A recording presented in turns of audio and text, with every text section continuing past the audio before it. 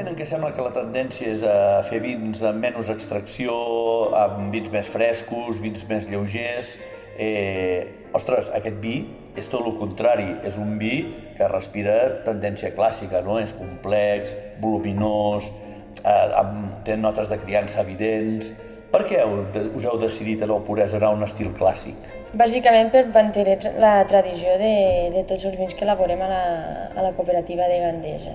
La finalitat d'aquests monovarietals és expressar al màxim la identitat de les varietats tradicionals que tenim aquí a la Terra Alta. A mesura que es va obrir, ja va mostrant trets de gran vi. Vull dir, és un vi que és golós, llaminer, la fruita té una presència molt gran, però molt ben acompanyada, tant per les notes balsàmiques com pels especiats que venen de la criança, no? I a més té una acidesa que li dona una textura fenomenal, no? Però realment, Marta, quin és el secret d'aquest vi? El secret és fer a la vinya. Nosaltres seleccionem prèviament les vinyes al camp en funció del seu estat sanitari i de l'edat de les vinyes, òbviament, i un cop arriba aquí ho vinifiquem en dipòsits d'acer inoxidable de 5.000 litres.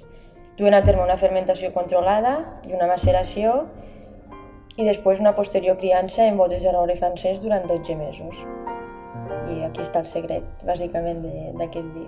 Aquest vi forma part d'una col·lecció de monovarietals, no? Els Puresa, si tinc entès, en aquest cas la garnatxa negra, però quins altres vins feu a dins d'aquesta col·lecció? Dins d'aquesta col·lecció dels Pureses trobem la garnatxa blanca, el macabeu i llavors tres negres, un és aquest, la garnatxa negra, el puresa carinyena i el morenillo. Tots són fets amb aquest estil clàssic, tradicional? Sí, totalment. Tots segueixen la mateixa línia.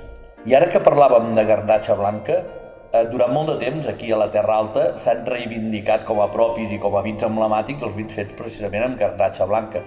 No trobes que això potser ha fet que els grans vins negres que es fan aquí, tant en garnatxa com en sensor, com el morenillo ara més darrerament, els ha costat més guanyar protagonisme? Sí, estic totalment d'acord perquè quan la gent sent garnatxa blanca sí que tira cap a la Terra Alta, però han quedat com en un segon plat tots els negres i no és així perquè també tenim molt de potencial en els negres. Sí, realment no se'ls fa justícia perquè estem davant d'un gran vi negre, no? I quan pensem en Terra Alta tots pensem en garnatxa blanca. Escolta, aquest és un vi molt gastronòmic i a més, per les seves característiques, aquest perfil gustatiu i aromàtic que té és el vi de la caça, Vull dir, és un vi per fer civets, pastofats, caça major, inclús carns vermelles potents, no? Aquests xuletons madurats, etc. Tu el veus amb algun altre tipus de maridatge? Estic totalment d'acord en el que has dit, que sí que és un vi per a la caça, però tampoc podríem descartar que sigui un vi per a una hamburguesa en pataques fregides. Home, i tant, no? Vull dir, no deixa de ser proteïna, carn, i que realment jo el trobo un vi excepcional, molt bé. Salut.